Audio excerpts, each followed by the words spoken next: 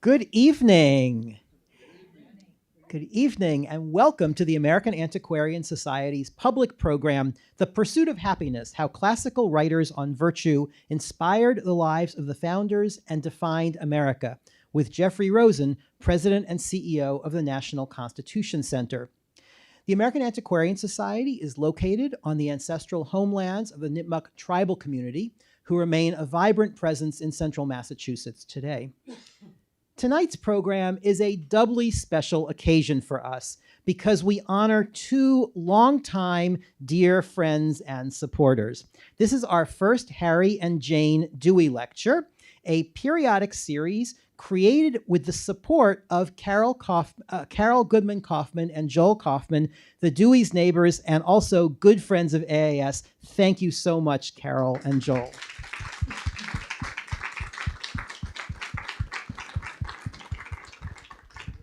I could talk about Jane and Harry Dewey for hours because of all they have done for Worcester's cultural life and for AAS, but I will keep it a little shorter than that.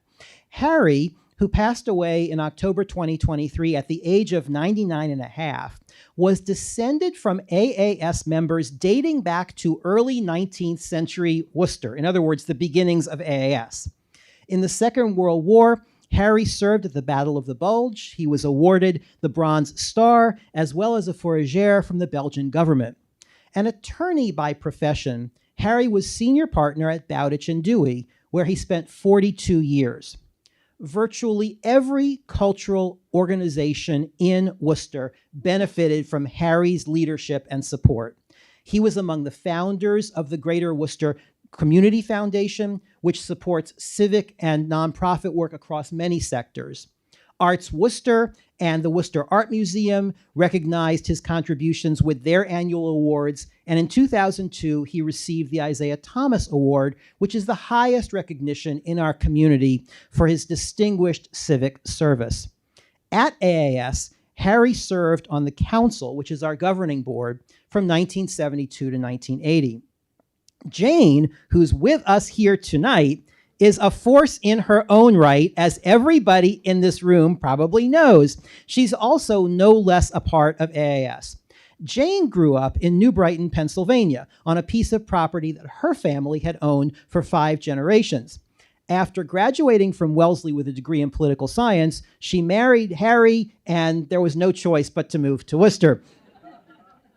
When her 3 daughters were grown, Jane worked at the Ben Franklin bookstore, where she was introduced to a book of Civil War letters, which intrigued her and led her to AAS, where she researched letters from the 1840s left behind by Harry's grandfather. It took her 5 years to analyze these manuscripts, and Jane has been volunteering at AAS ever since in our manuscript department, processing collections and preparing finding aids through her indefatigable research for roughly 40 years. One more note about Jane.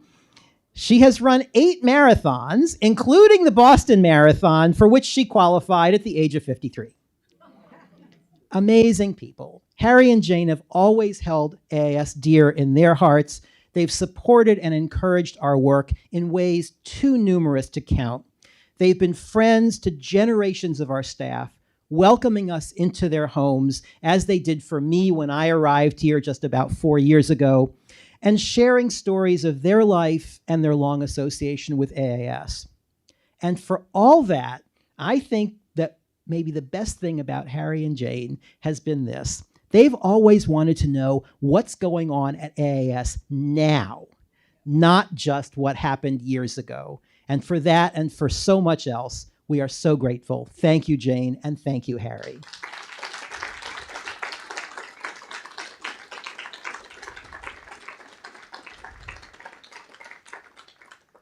And we're grateful and honored to be able to celebrate them with tonight's lecture and more lectures to come, thanks to the Kaufman's gift, over the next several years.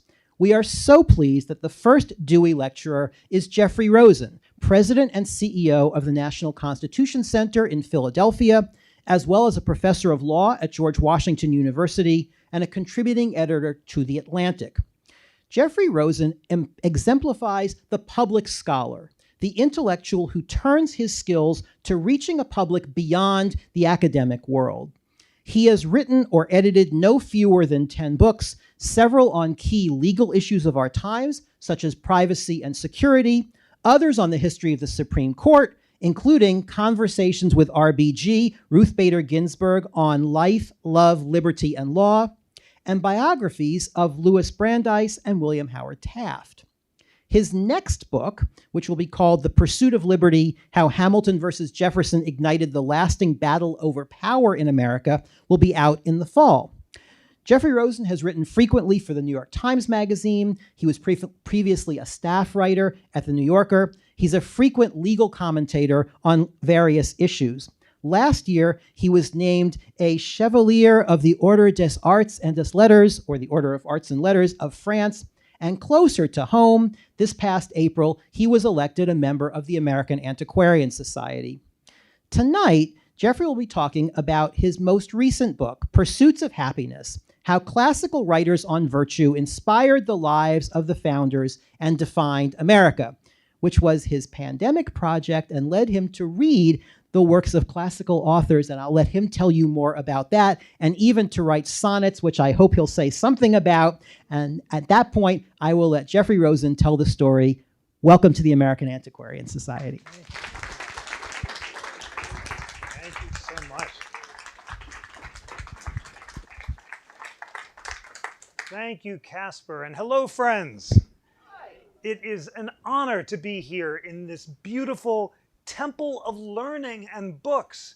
It's so inspiring to walk around in the stacks. Casper just showed me around. We saw Isaiah Thomas's printing press, and how inspiring it was that this great society was founded to celebrate the history of publishing and to inspire people to learn about the written word and American history through the printed word. I'm so honored to be here. I was so honored to be elected a member, and I'm so looking forward to talking with you about The Pursuit of Happiness, which was indeed a COVID-era reading project that became my devotion to daily reading. But I also want to tell you about the next book, The Pursuit of Liberty, because so many of its central characters, beginning with Hamilton and Jefferson, were involved with the American Antiquarian Society. So here's how the Happiness Project happened. It was during COVID that I noticed that both Ben Franklin and Thomas Jefferson had chosen as their mottos for The Pursuit of Happiness a book I'd never heard of called Cicero's Tusculan Disputations. And I encountered it in Franklin in the part of his autobiography where he says that in his 20s, he resolved to achieve moral perfection. And he famously made a list of 12 virtues that he later expanded to 13. Temperance, prudence, order, resolution, cleanliness. He saves the one he finds hardest for last, and that's humility. Ba-dum-bum. And he makes a chart, and he puts the virtues on the x-axis and the days of the week on the y-axis. Every night he resolves to put a mark next to the box where he's fallen short. Tries it for a while. He finds it's incredibly depressing because there's so many X marks, and he gives it up after a few weeks. But he feels he's better for having tried. I noticed during COVID that his motto for this project, which I'd heard of but not noticed the motto, was from Cicero's Tusculan Disputations, and it said, "Without virtue, happiness cannot be."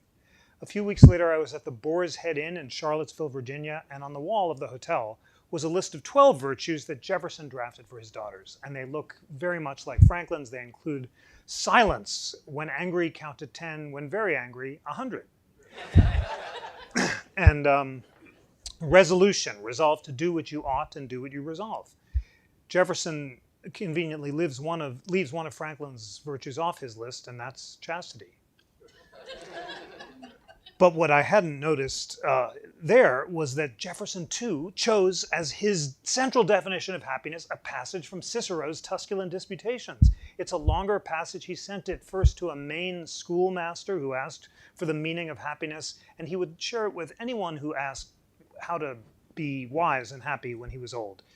And it said, essentially, he who has achieved tranquility of soul, who is neither unduly exuberant or unduly despondent, he is the calm and self-possessed man of whom we are in quest. He is the happy man. So I thought, wow, I really got to read this Cicero. He was so important to Franklin and Jefferson. What else to read? Then I found this incredible reading list that Jefferson would send when he was old to people who were constructing private libraries, to the sons of kids who were the sons of his friends who were going to law school. The list is amazing. I was struck both by its scope and its schedule. The scope includes novels. Jefferson loved Lawrence Sterne, political philosophy, history, astronomy. I was drawn to the section on moral philosophy. Sometimes Jefferson called it ethics, sometimes natural religion. At the top of the list was Cicero's Tusculan Disputations, then Cicero's On Duties, Seneca's Letters, Epictetus, Marcus Aurelius's Meditations, Locke's Essay on Human Understanding, Hutcheson, Bolingbroke, Kames, and Hume. What struck me about the list is I hadn't read any of the books on it. And I have had a marvelous liberal arts education, and I give thanks every day to the incredible teachers of history, English. I was an English major in college and studied the Puritans, political philosophy, law, who inspired me throughout my career. But despite all of this wonderful learning, I'd never read these books of moral philosophy because they'd fallen out of the curriculum when I was in college in the 1980s. And I remember yearning for this kind of guidance about how to lead a good life. The 1980s, some of you will recall, was the greed is good decade, you know, Tom Wolfe and Bonfire of the Vanities, and I was looking for an alternative to the materialism that was celebrated by pop culture about how to lead a good life. I was studying the Puritans in college, and the Puritan wisdom, which says that salvation can only be achieved by God's randomly given grace. Either you're predestined to it or you're not, and no amount of good work or even faith can save you. This was not doing it for me. First, because I'm Jewish. And I was looking for guidance about how to lead a good life by reason and reflection, not by blind authority or by randomly given grace. And what I didn't realize, because these books had fallen out of the curriculum, is this is exactly the question that the ancient moral philosophers set out to answer. The other thing that impressed me about the list was the schedule. Jefferson is very specific. He said you've got to get up every morning 2 hours before dawn, spend the first 2 hours reading moral philosophy, watch the sunrise, then read political philosophy and history, then lunch, then science and technical topics, then dinner, then Shakespeare and some light poetry for mild amusement, and then bed 12 hours a day, 7 days a week. So I don't know what got into me. It was COVID. I felt embarrassed by this gap in my education. We had more time. So I tried a version of the schedule, not the whole day, but I did do the morning version. I got up every morning before dawn. I read the moral philosophy, watch the sunrise, which is the most beautiful and extraordinary experience you can ever have when you take the time to do it. And then I did find myself writing these sonnets to sum up the wisdom that I learned, which seems incredibly weird because I'd never written sonnets before. But there's something about the wisdom that craves to be summed up in condensed form. And then it turned out that all sorts of people wrote sonnets in the founding era, including Alexander Hamilton, the great Phyllis Wheatley, the first published black poet who wrote brilliant sonnets of virtue, and then John Quincy Adams, who became one of my heroes, who would read Cicero's Tusculan Disputations, his favorite book, in the White House, in the original, write sonnets of abolitionism, walk along the Potomac, and watch the sunrise. So there's something in this great literature that inspires this kind of thing. So that's what I did. I spent a year doing it, and the reading changed my life. It changed what I think about how to be a good person, how to be a good citizen, how I understand happiness, and most importantly, how I spend my mornings. So in terms of happiness, what I learned is that for the ancient and Enlightenment moral philosophers, happiness meant not feeling good, but being good. Not the pursuit of immediate pleasure, but the pursuit of long-term virtue. And by virtue, they meant something particular that I hadn't understood before reading these wonderful books. Self-improvement, character improvement, self-mastery, using your powers of reason to moderate or modulate your unreasonable passions or emotions so you can achieve the calm tranquility that defines the classical virtues, temperance, prudence, courage, and justice. Frequently in the literature, there's this antithesis between reason and passion, and it turns out to come from Pythagoras. Who knew, I did not know before reading this, that in addition to inventing the triangle and the harmonic system, if that weren't enough, he was also a great moral philosopher who lived on the Isle of Croton like a sage, and divided the soul into three faculties or powers: reason in the head, passion or emotion in the heart, and desire in the stomach, and said we should use our powers of reason to moderate or modulate our unreasonable passions to achieve calm tranquility. The point isn't not to lack emotion, far from it. It's to overcome unproductive emotions like anger, jealousy, and fear, so we can achieve productive emotions like temperance and prudence and courage and justice. Through that lens, I understood the chart at the end of Aristotle's Nicomachean Ethics, which I found confusing before putting it in this framework. Aristotle identifies a series of passions or emotions and says for each one there's an excess and a deficiency. So we strive to be not exuberant or despondent, but moderate or temperate. Don't be humble or proud, just be modest. And the goal is emotional balance. Today we'd call it emotional intelligence. Justice Ruth Bader Ginsburg told me that her mom told her this ancient advice: avoid unproductive emotions like anger, jealousy, and fear. They'll distract you from productive work. And her mom got it from reading excerpts from the classics in New York City public schools. This used to be at the center of the high school, college, and even law school curriculum for so much of American history until it fell out in the 1960s, right before I was in college, and the wisdom was lost. So that's the core of the wisdom. But it's all about habit. And Pythagoras recommends that every night you should take a system of self-accounting and ask yourself, how have I fared in living up to these virtues? That's where Franklin got his system from Pythagoras. And that's where John and Abigail Adams got it. The Happiness book asks, how did the founders do in applying these lessons in their lives? Because they read these books as kids. They were constantly reflecting on their own efforts at self-improvement. What I discovered is that of course, they were far from being perfect. They were human. They fell short of their efforts to achieve virtuous self-mastery in so many ways, most notoriously and obviously and importantly on the question of slavery. But what really struck me is how constantly they talked about their self-improvement efforts. They're writing about it in their diaries. They're beating themselves up for falling short. They're expressing their fears that they're making a hash out of life, and they're constantly striving to do better. So John and Abigail Adams are such great examples of this, because when they meet for the first time in their dating, what do they decide to do? Make a list of each other's faults. They've been reading Pythagoras. And this poses a problem because John Adams, as you know, was one of the most vain and self-regarding men of his age. So Abigail faces a diplomatic challenge, and she meets it by saying, well, your fault is that you're so brilliant that some people might find you intellectually intimidating. It's really great opening act. John responds with his typical grace, well, you should practice the piano more and read more, plus you're pigeon-toed. And she, without missing a beat, responds, I'll try to practice more and read more, but a gentleman should not comment on a lady's posture. They go on to have one of the great romantic, intellectual, political, and spiritual friendships and partnerships of all of American history. And they take all of their passion out for self-improvement on their oldest son, John Quincy Adams. I thought that having a Jewish mom could be challenging.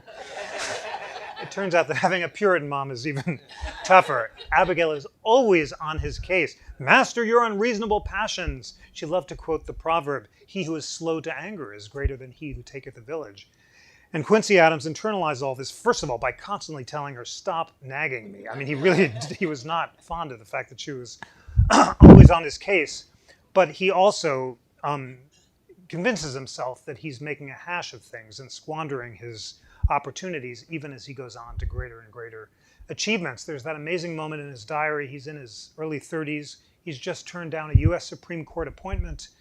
He's the minister to St. Petersburg, and he writes, I'm squandering my efforts because my passions are overcoming my reason. I'm spending too much time at the theater. I'm drinking too much Madeira. If only I had more self-discipline, I could have conquered war and slavery, he said. He sets a very high bar for himself. But as it is, I'm just completely making a hash of things. So nevertheless, he goes on to greater and greater achievements. He's Monroe's Secretary of State, where he writes the Monroe Doctrine. He becomes president in the contested election of 1824, and then two tragedies hit. First, he loses re-election to Andrew Jackson. And second, his oldest son, George Washington Adams, commits suicide.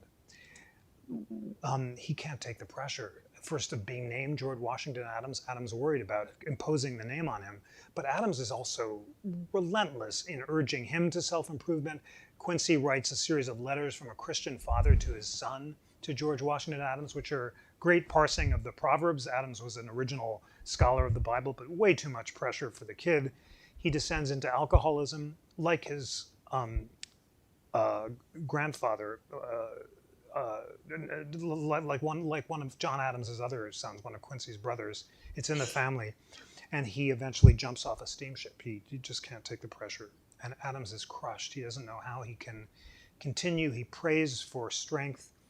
He spends a year rereading Cicero, the Tusculan Disputations. Adams' house at Harvard, the motto, "I plant for the benefit of future generations," is from Cicero's Tusculan Disputations, because it's Adams's favorite book. And based on his close reading of the Bible, he convinces himself that Jesus' promise to free the captives means that slavery violates the Bible as well as natural law. And it's that close biblical exegesis that convinces Adams to become what Frederick Douglass calls the greatest white abolitionist of his age. And he goes and is reelected to Congress, the only president to go to Congress. He denounces the gag rule, forbidding the reading of abolitionist petitions on the floor of Congress. He introduces a constitutional amendment to end slavery. He defends before the Supreme Court the Amistad defendants who are going to be sent back to Spain, who are enslaved, and wins their freedom. And he votes against the Mexican War. He exclaims no, and then he has a stroke on the floor of Congress. He's carried to a sofa, and his last whispered words are, "I am composed." And he gets that from Cicero, from that passage that Jefferson handed out, the self-composed man as he who has achieved tranquility of soul. There's this spectacular symmetry and nobility to the perfectly self-composed, virtuous life. Cicero, too, had insisted that the most important thing we can do in life is to prepare for the calm and self-composed death, and calmly offered his head to the executioner when Pompey's henchman comes to execute him.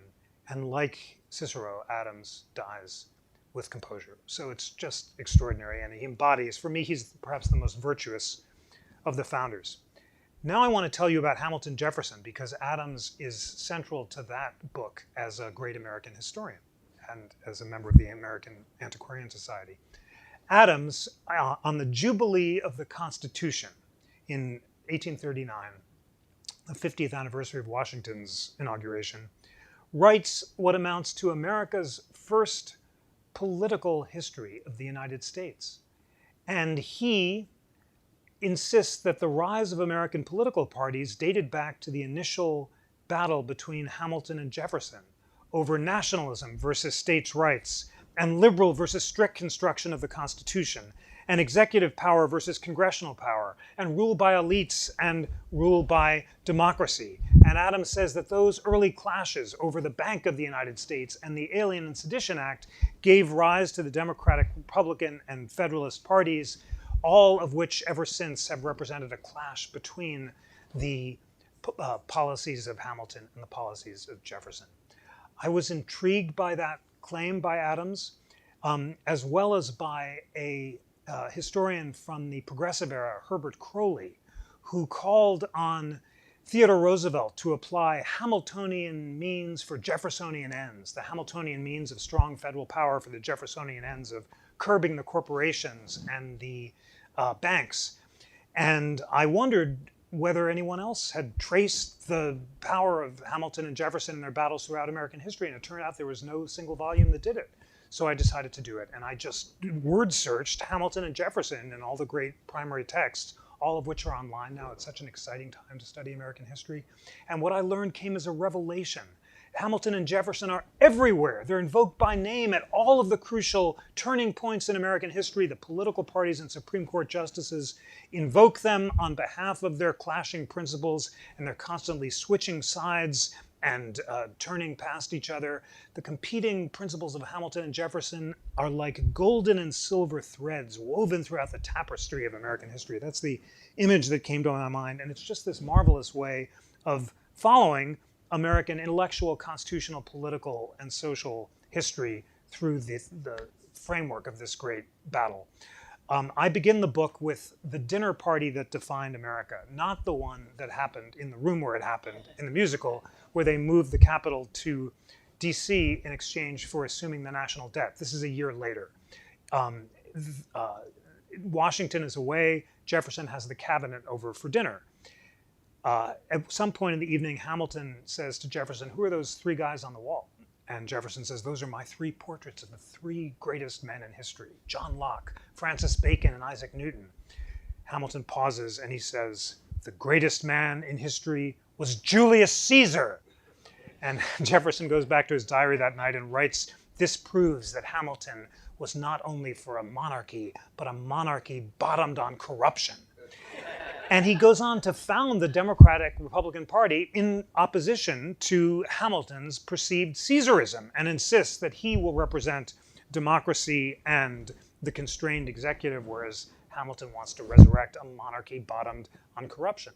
Now, the thing about this dinner is Hamilton was almost certainly joking, as the historian Ron Chernow concludes, because he's constantly worrying about the dangers of Caesarism. And in fact, in Federalist I, Hamilton says, imagine that the late rebellion in Massachusetts, Shays' Rebellion, just an hour from here in Springfield, had been led by a Caesar or a Catiline. What then?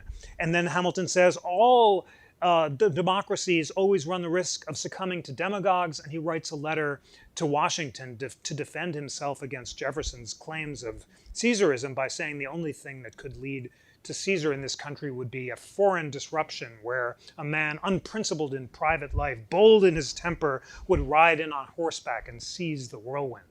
And Hamilton's solution is a president elected for life, because he thinks that then the president won't be tempted to be a demagogue and can be truly independent. Amazingly, Jefferson too fears Caesarism, but from above rather than below. He, when he gets a copy of the Constitution from Madison, says, "I have two objections. One, there's no Bill of Rights, and two, the president is eligible for re-election. Imagine," says Jefferson, "in the distant future, an unscrupulous president may lose an election by a few votes, cry foul, refuse to leave office, and install himself as a dictator for life." So both Hamilton and Jefferson fear Caesarism, but from different directions. It turns out they're both right. The separation of powers can be threatened from above or below. And both finally agree that the real threat of Caesarism in America is Aaron Burr. Hamilton says, "If we have an embryo Caesar, 'tis Burr."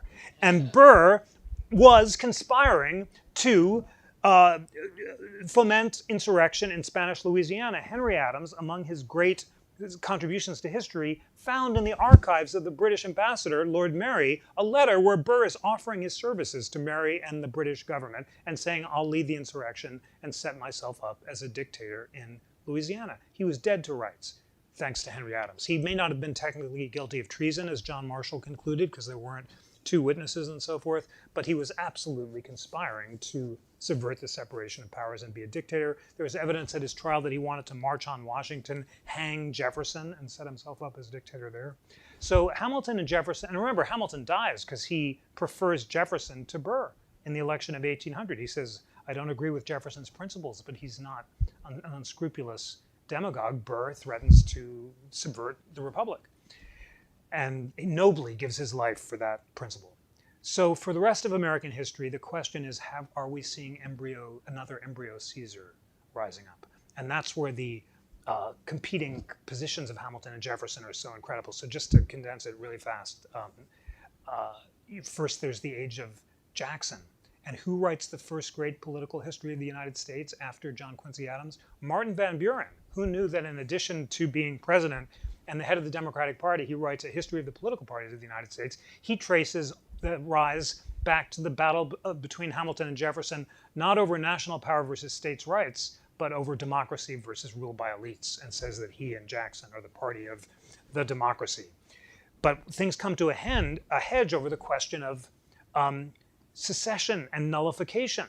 Can South Carolina refuse to enforce the hated tariff of abominations? South Carolina passes the nullification proclamation, invoking Jefferson's pro-states' rights position in the Kentucky resolutions. It's not clear what Andrew Jackson's going to do. His treacherous Vice President John Calhoun has switched from being a Federalist to a secessionist and gives a toast saying, liberty above all. And Jackson, at the crucial moment, sides with nationalism and Hamilton over secession. And Jefferson says, our Union, it must be preserved. His nullification proclamation rejects the idea that secession is permissible, and he ultimately and nobly defends the Union.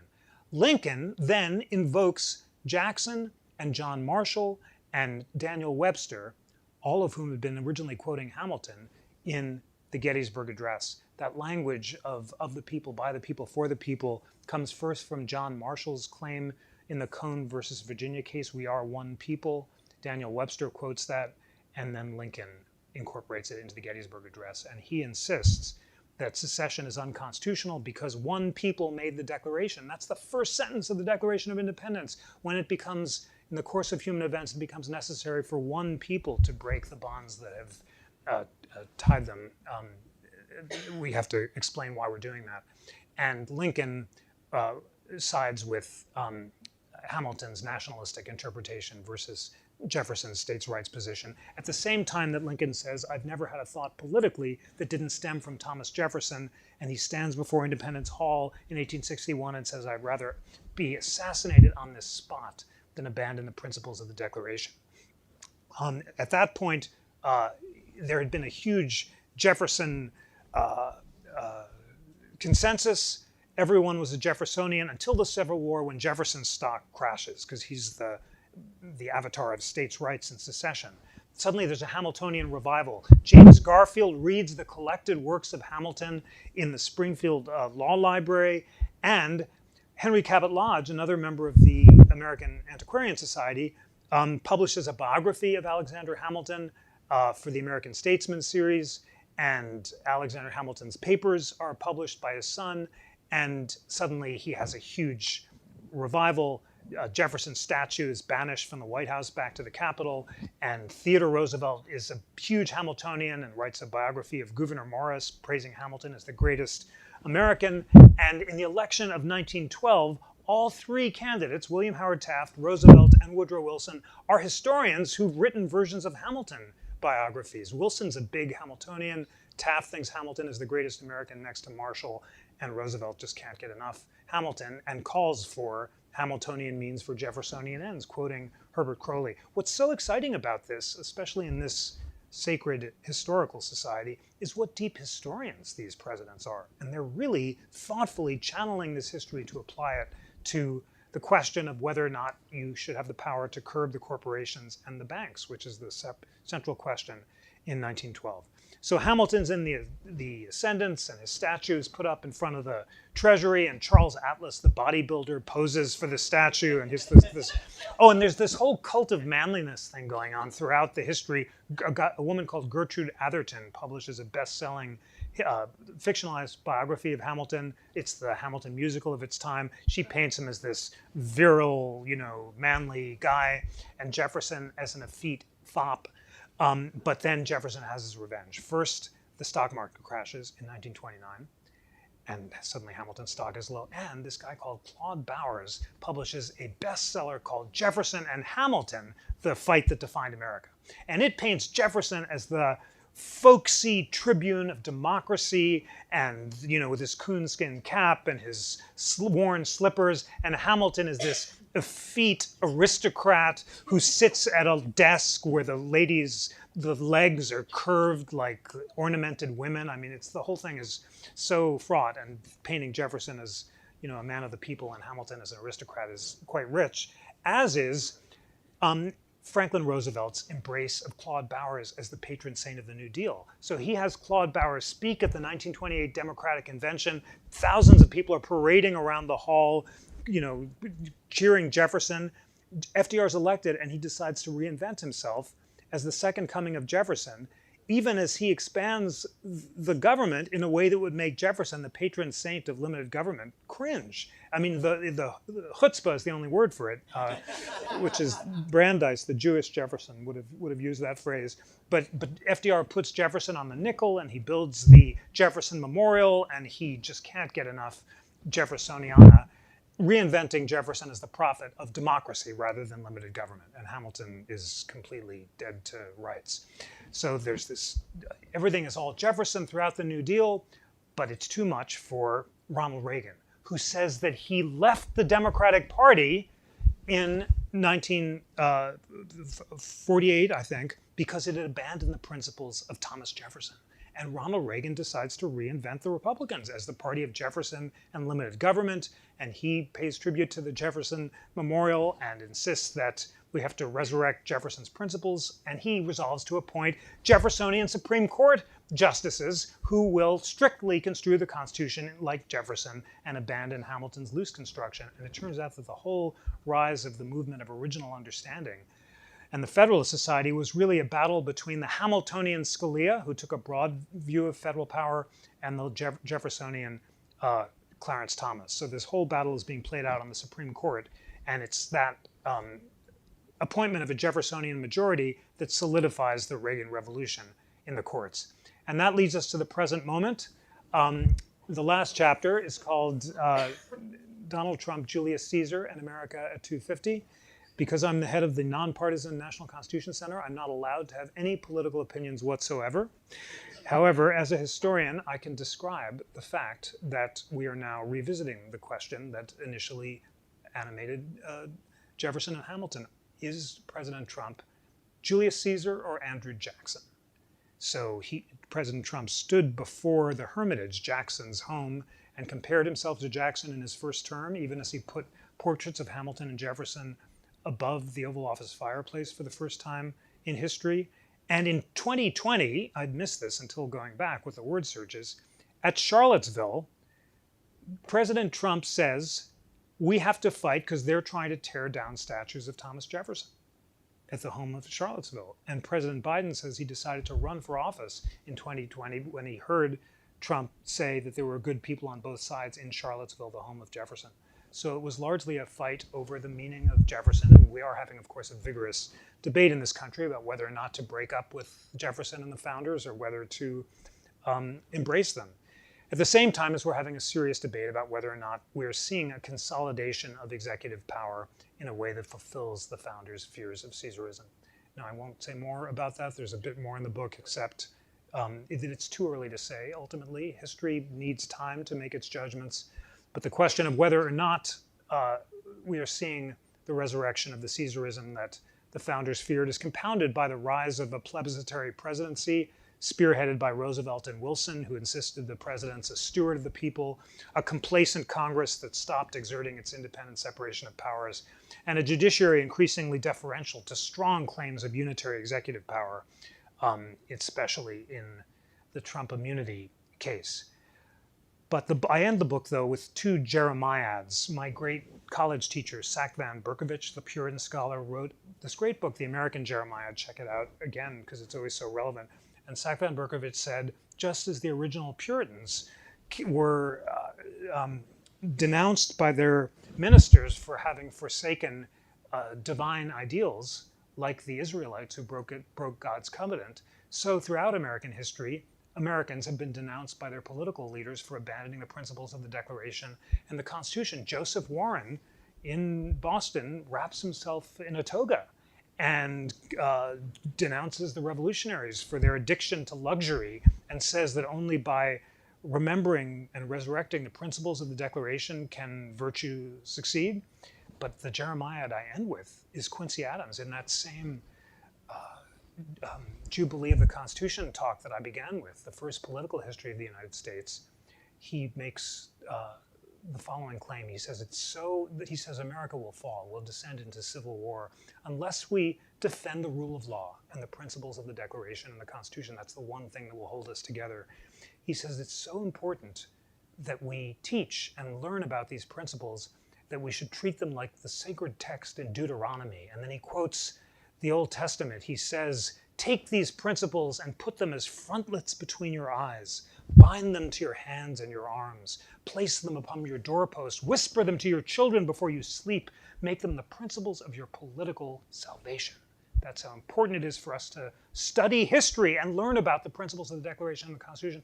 And I'll end just by saying how inspiring I found it to see what deep students of history so many of our presidents and Supreme Court justices have been. Let's just review them, because most of these, Casper will know which ones were members of the American Antiquarian Association, but most were. Quincy Adams, Van Buren, Garfield, Lincoln, Taft, Roosevelt, Wilson, FDR, Harry Truman, John F. Kennedy, Richard Nixon, Jimmy Carter, Bill Clinton, George W. Bush, Barack Obama. These are deep students of history. They read, and who? And Coolidge. Forgive me, I thank you. Of course, and absolutely Coolidge, who's a huge Hamilton scholar. He learned it at Amherst.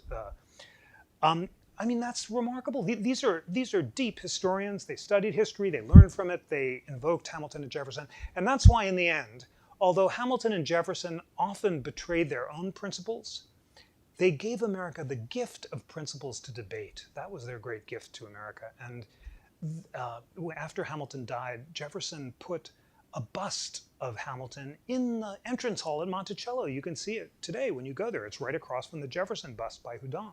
And when Jefferson would pass it, he would smile and say, "Opposed in life as in death."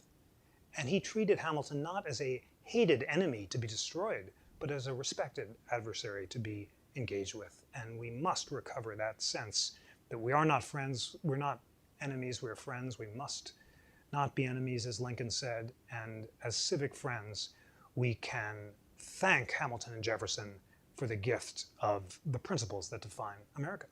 Thank you so much.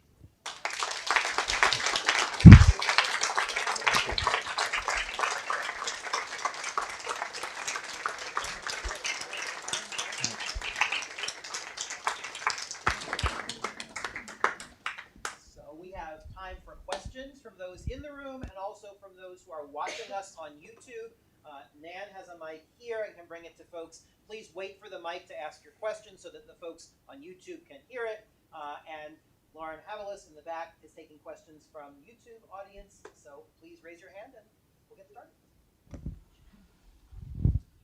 Hi, my name's Doug Brown. First of all, thank you. An incredibly inspiring talk. I loved your book. It was fabulous. Just two quick comments and then one question.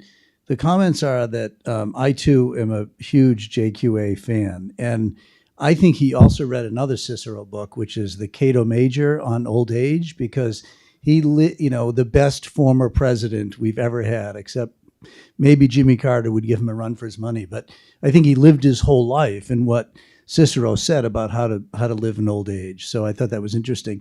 The other quick thing, and others will know this in the room, bringing it back to Isaiah Thomas, his book plate has a Latin phrase on it. And I can't tell you exactly what it means, but I looked it up. His book plate was designed by Paul Revere, and it essentially means moderation. So it kind of captures the very concept you've talked about. So my question is, even though they had huge differences, that the founding generation, as you point out so eloquently, they had this sense of virtue. I'd love it if you could tell us why it left the curriculum in the 1960s and what is it that can bring it back today? Because it's so obviously not. I mean, I was talking to Richard Brown, who spent his whole life thinking about this, that people don't even know what virtue means today, and I'm just curious, is there any hope for getting it back? Well, it's such an important question. And people don't know what it means. I didn't know what it means. And even the fact that Isaiah Brown's motto is moderation, it's not intuitive that was a radical proposition for a great revolutionary. To be moderate requires incredible self-mastery and unbelievable self-discipline. And it's an act of radical self-improvement to be moderate. It's not some mushy compromise. So I hadn't understood that moderation, temperance, and prudence are not only political but personal virtues. They're great for tranquility of soul and for the tranquility of the state. And it's not taught anymore. Can it be? The Constitution Centers, we're trying to do our part. We're creating, first of all, you've got to check out the online resources if you haven't seen them. They're so exciting. The Interactive Constitution brings together the top liberal and conservative scholars in America to write about every clause of the Constitution. So you can find Justice Amy Coney Barrett and Neil Katyal with 1,000 words on what they agree the habeas corpus clause means, and then separate statements of what they disagree. Multiply that by 80 clauses, 160 scholars. It's extraordinary. And that modeling of liberals and conservatives together begins with our board chairs. Justices Gorsuch and Breyer are doing it to signal their commitment to the project. And I do a podcast every week, We the People, that brings together liberals and conservatives for these debates. There's a Constitution 101 class. We're creating this great civic toolkit we're about to launch for America 250 with Danielle Allen, Gordon Wood, Robbie George, Yuval Levin, just this great collection of scholars on the big ideas of the Declaration of the Constitution. But in addition to all that, a new course on the founders and civic virtue that'll basically tell their stories, because teaching history, storytelling is the way to do it, obviously, and telling the stories of the founders and their efforts and failures and successes. It'll be free for college kids, and we'll try to do lifelong learners as well. I've really become committed to the importance of lifelong learning. Groups like this, you're all obviously lifelong learners because you're coming to engage with a great organization like the AAS. There are groups across America that are meeting in churches, intergenerational groups of retired grandparents and their high school age kids, rural bookstores, just finding wonderful opportunities to convene to talk about this stuff and to inspire reading groups, because that's the best way to do it.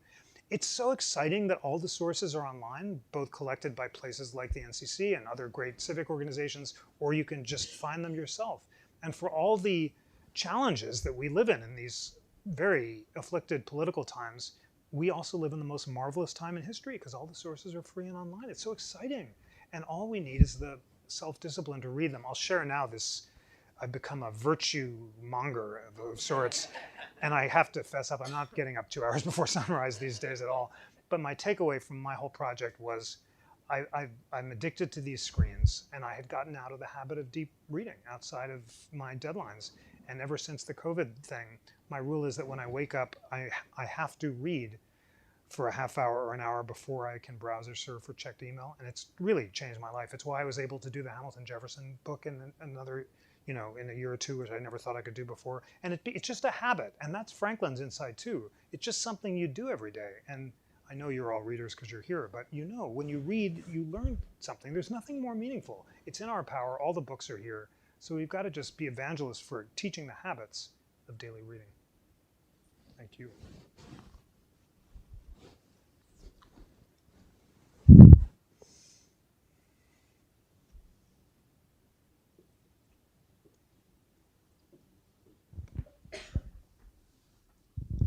Thank you, Jeffrey. That was really excellent. Really very passionately, dramatically presented as well, which makes history from my childhood come alive, which was boring as hell. But you referenced the gag rule, and I'm curious how that compares to what the administration is trying to do now with stopping media reporting about what's going on, and unless it's supportive of the president and his goals. Can this happen? I mean, can the courts allow this to happen?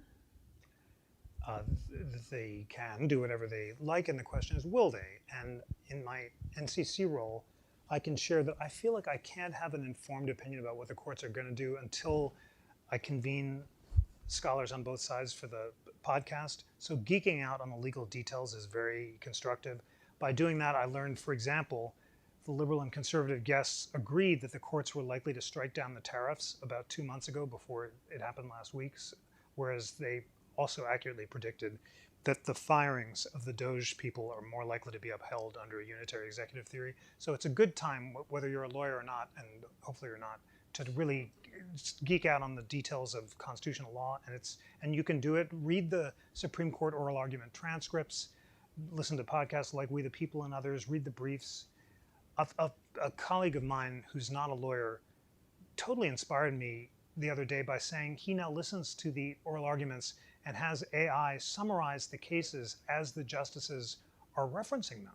So when he was listening to the injunctions argument, which was very technical last week, the AI would summarize the 4-part test that courts have used in the past to certify a class. That's a very constructive use of AI for deep learning and deep reading, and I was really impressed by that example. to get, the reason I'm not answering directly is I'm not quite sure because those cases are working their way up. But already a court has said that no, President Trump cannot kick the AP out of the Oval Office because that's a violation of the First Amendment. So that'll continue to go up, but at least some lower courts have held that that cannot be supported. And others will hold that discriminatory efforts to restrict coverage on a content basis are not permissible. The basic First Amendment rule, of course, is that content-based restrictions are not permissible, whereas neutral time, place, and manner restrictions are. And then, those will all be worked out. But broadly, this is a court and a culture that is very strong on the First Amendment. There's a strong bipartisan agreement around free speech principles. It's possible, and I can't predict this until really digging into the arguments in each case, but that the US Supreme Court will ultimately rule against the administration in the First Amendment related cases, including the efforts to penalize the law firms as well as to penalize journalists, and that out of the administration will win some and lose other cases before the Supreme Court, but the First Amendment ones are the ones that they may be most likely to lose. Thank you. I have a question and perhaps a challenge. Great. In the mid and late 18th century, we have Washington, Jefferson, Adams, Franklin, Monroe. In the early 21st century, can you match these personages? I was struck when I gave you my list of the presidents who were historians. Those are recent guys. So just to review again, starting with Nixon, he said, I may not be educated, but I do read books. And he did. And he thought about, I can't resist, sorry, that's why I was a teenager in 1974. He thought about refusing the Supreme Court's U.S. v. Nixon subpoena on the grounds of, like Jefferson, abiding by the decision, as Jefferson had done to the Burr subpoena, but then agreed to accept it. The point is he was deeply learned in history. And then if you take it up, Carter, I excluded some of the recent ones who weren't readers, but George W. Bush and Reagan are of a high character and caliber too. And then Clinton, William Jefferson Clinton, who's a really deep reader and writer of history. George W. Bush, who read and absorbed the Hamilton biography, criticized the Smoot-Hawley tariffs on historical grounds, and loves to read. And Obama, who I buried the lead and also the source of the latest Hamilton revival, in addition to previewing the Hamilton musical at a White House poetry jam, years before it opened, he, in his Cooper Union speech, invokes Lincoln and then cites Hamilton as a justification for healthcare reform. I mean, he was a great constitutional law professor and a deep scholar of history. So if you just stop there, that's because of course it's too early to judge anyone after that. It's not a. I mean, it's. I guess I thought differently about them when I realized how deeply they engaged with history. Obviously, I don't agree with everyone's politics, but maybe we haven't been so unlucky after all, and we really should appreciate what we have. I mean, David Rubenstein said of George H.W. Bush, this is a modern founder. I mean, a person of this character could have been at the Constitutional Convention. And I'm now starting the next, maybe thankfully the final book in what's now the Founders Trilogy, is the pursuit of union, how the lives and characters of the founders defined America. And just starting with the 6 guys who spoke most frequently at the convention. Madison, James Wilson, Gouverneur Morris, Elbridge Gerry, George Mason, and Roger Sherman, who are also the most influential delegates. They give more than half the speeches. This is my life. I live and breathe this, obviously. I didn't really know most of those guys, except for Madison, deeply until I started this project. It's going to be so much fun to bring them to life. And they're a kind of mixed bag. You can think of modern analogs for all of them. Some are practical politicians, some are shifting positions in the light of exigencies, some are very able, all ultimately patriotic. But it suddenly made me think that when you don't airbrush history, that we're living in the equivalent of those times. And given a different media environment and different political incentives, maybe our current people would have an opportunity to shine more. So I'm not being a Pollyanna in any way about the future of the Republic. I'm certainly not predicting what will happen, whether or not the constitutional separation of powers will fall, whether or not we're experiencing a revival of Caesarism. All of those possibilities are on the table. But I do think that our leaders, by and large, have not been craven. But the real difficulty, which your question properly points to, is do we have a political and media environment that allows for leadership? Because it's obvious that in all of these cases, character was crucial. It was character that made John Quincy Adams become an abolitionist against the universal opposition of all the good-thinking people of his time. Lincoln was pure character. It was character that led previous people who lost the Electoral College to accept the results of the election. There were people waiting to march on Washington if Samuel Tilden hadn't accepted the results of the election, and he refused to let them come. Same for Al Gore and George W. Bush.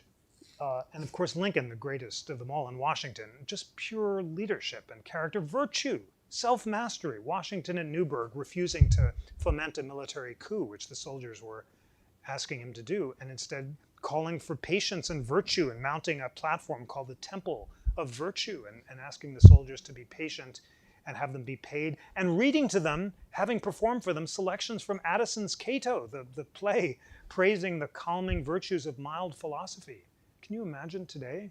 You know, you go onto Twitter and the president reads from Addison's Cato. I mean, it just, Elon Musk would call it a bad performance or something like that. But and here's another thing that really shows how far we've come.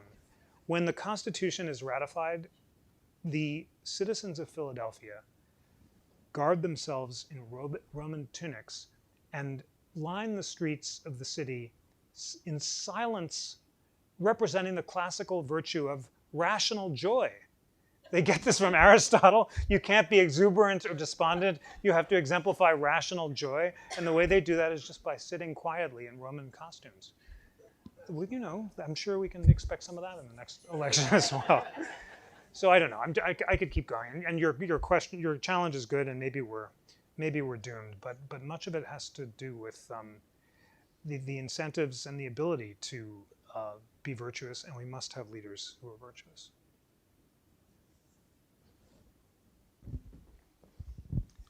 Thank you again for the talk. I'll try that again. My question is this. You talked a lot about Cicero and some of the other classical writers that you read during this period. If you were to put together a reading list of the most recommended virtue resource that you looked at here, not just in terms of the best one, in terms of their influence on the founding fathers, but the best and most relevant for people going through the world that we have today, what would be the top ones in terms of that reading list? Book I'd put at the top of the list is The Pursuit of Happiness. I had to do that, obviously.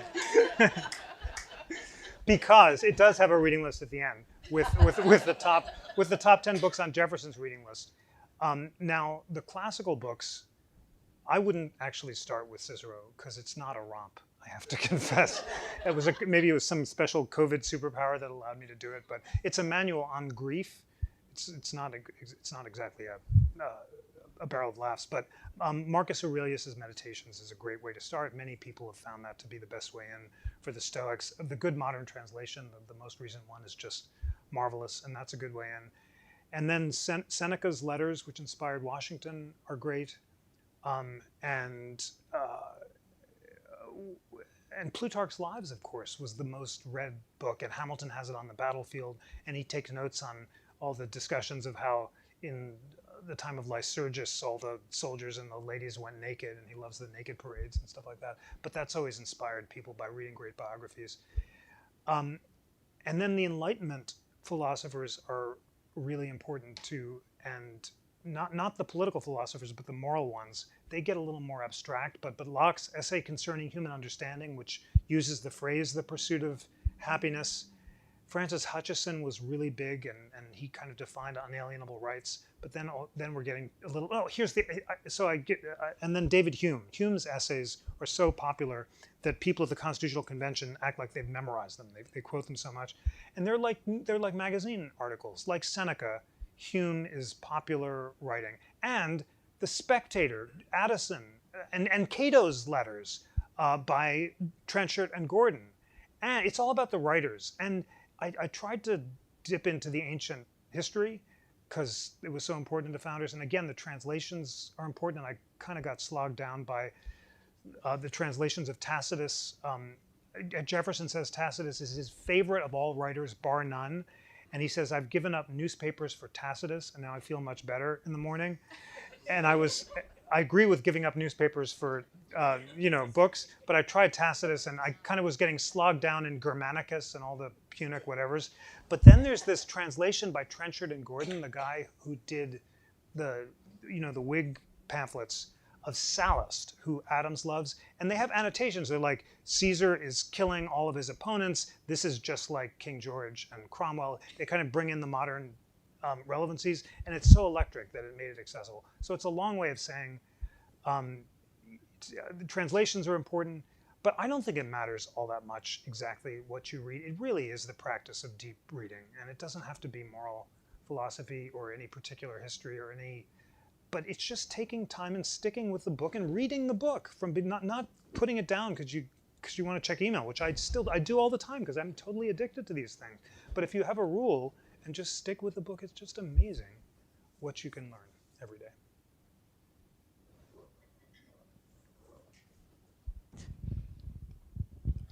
Jeffrey Rosen, thank you so much for this great conversation.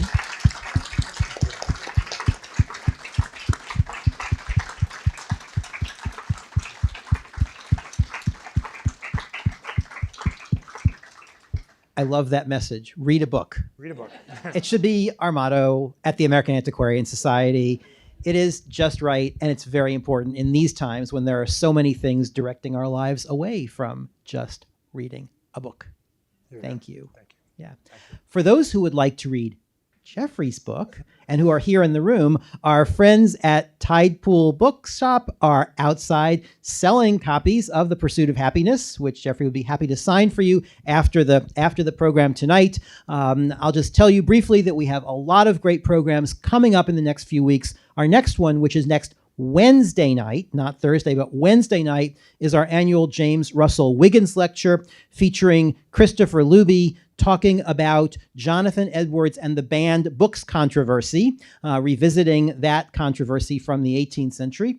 And so that's next week. If you want to find out about our upcoming programs beyond that, go to our website, americanantiquarian.org. Once more, thank you, Jeffrey Rosen. Thank you to all of you who are here, both with us in person and on YouTube tonight, and have a good evening.